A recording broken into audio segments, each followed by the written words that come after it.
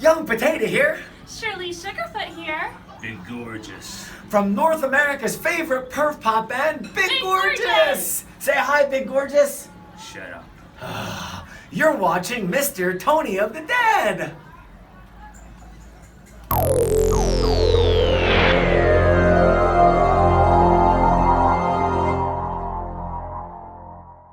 Hey everybody, what's going on? Mr. Tony of the Dead here, and I have another movie review for everybody out there.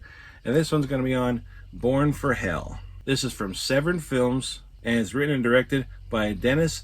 Héroux. I definitely butchered that name, and I'm very sorry.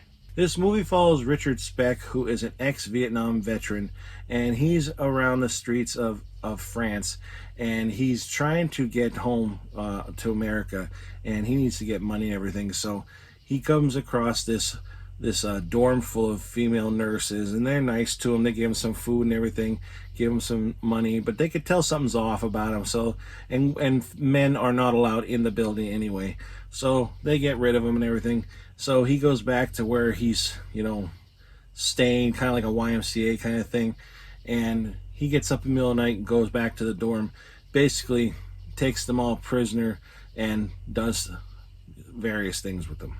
Movie came out in 1975, and it's English and French, and it's 91 minutes long, and this is the US Blu-ray premiere of the director's cut with all new special features. And there's a lot of special features on here, by the way. It's 1975 Montreal filmmaker, and I butchered that name, Denis Héroux. I don't know how you say it. He was the future director of The Uncanny and Oscar-nominated producer of Atlantic City. And this is an adapted true story, but things were changed around, like names were changed, locations, all that, because it was an actual true story that happened with the murderer, Richard Speck, and he was a mass murderer. I honestly never heard of him before until now, so I don't really know a lot, but just this case. And it happened in Chicago and not in, I believe they were in France. Yeah, and it happened in Chicago for real, but like they changed the location, like I said.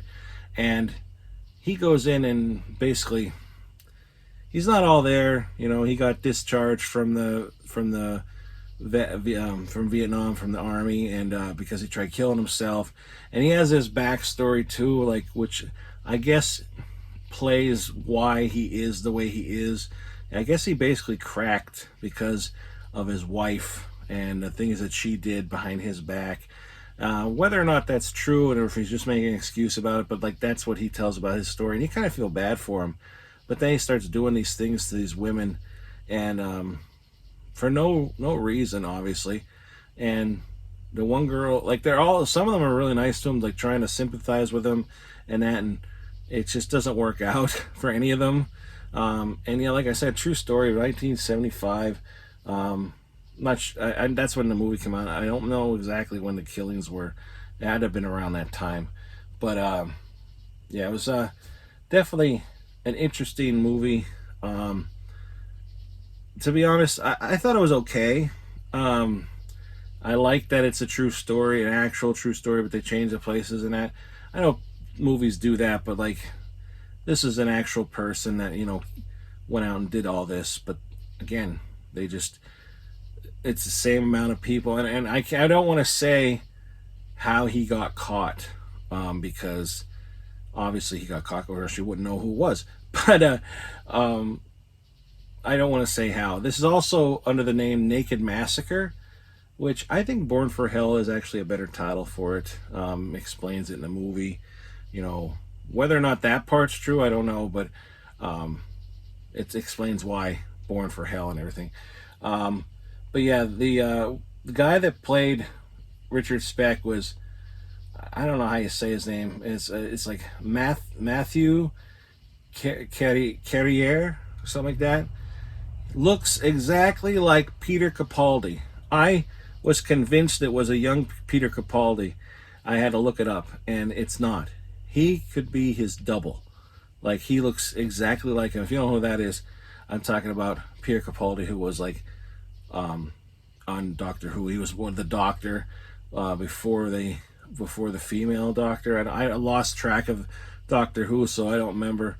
He was after Matt Smith. That's all I know. He's before Matt Smith or after Matt Smith and before the female doctor. I don't remember her name because I didn't watch that one yet. Anyway, it looks just like him, and he is an excellent actor. Like the facial expressions he makes, like you kind of trust him. You think you're getting to him.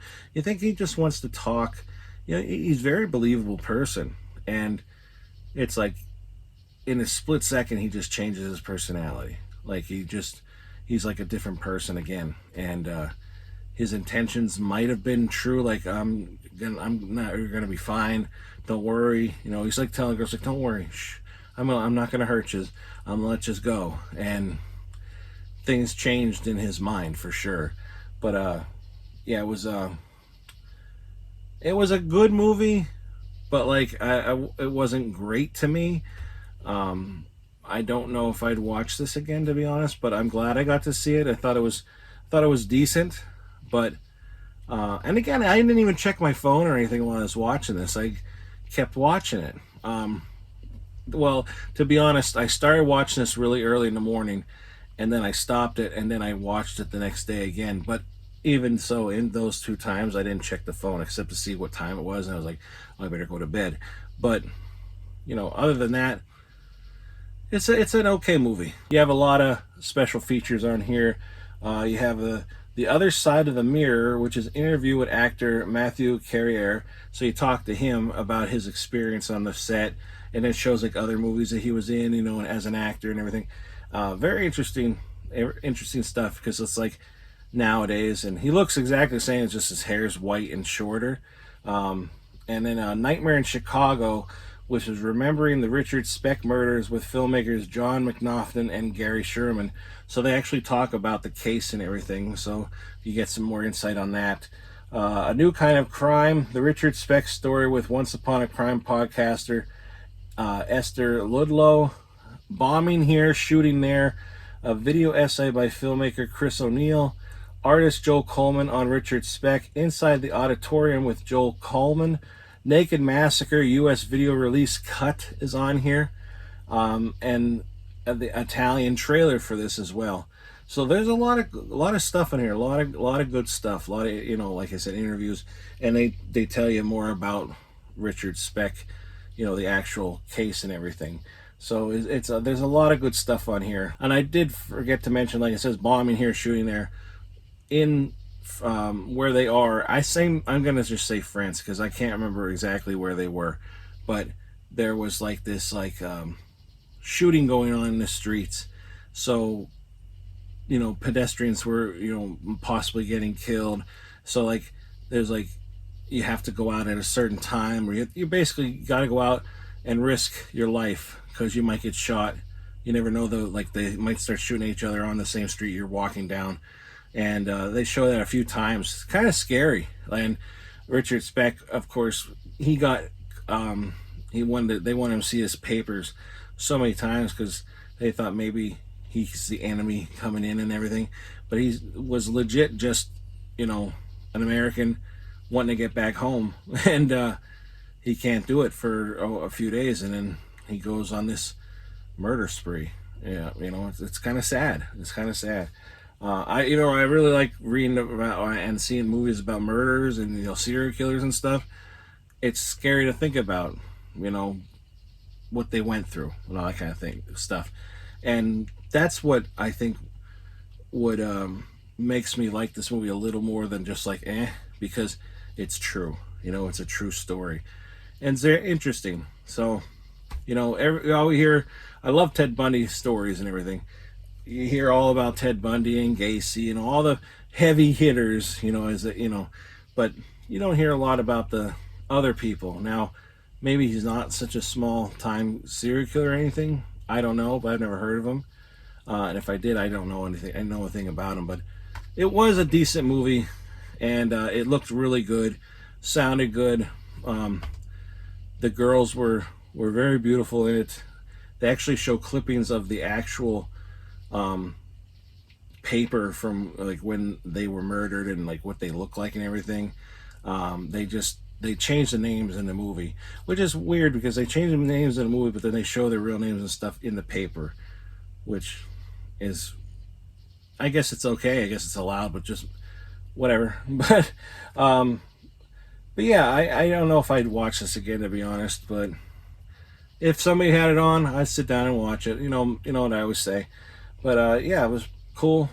A decent release. If you haven't seen this before, you like serial killers and you like true stories and that, check this out. Definitely a lot of special features on here that'll keep you satisfied, documentary, stuff like that.